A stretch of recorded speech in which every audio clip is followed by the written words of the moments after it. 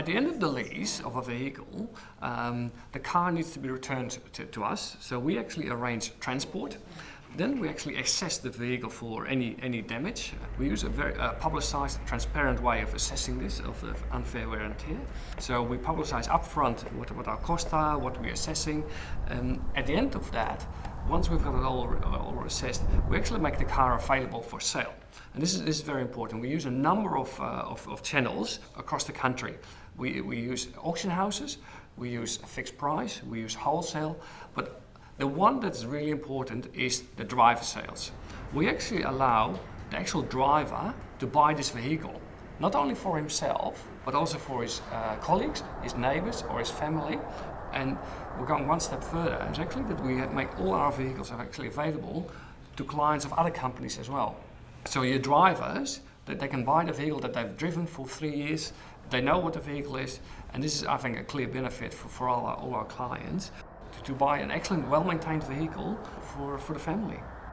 Now, one of the things that actually remarketing is tasked with is actually maximizing the disposal value, basically the value that we get for our vehicles when they're returned. One of the channels that we use is actually fixed price sales. Fixed price sales are days or weekends that we organize with our auction houses where actually the general public can buy our vehicles. So it's not the dealership, but actually just anyone who wants to buy a vehicle can buy these vehicles. There's fixed price on it, there's no negotiation, they can buy warranty and they can buy finance at the same time, and they can sort of drive out the same day with the vehicles.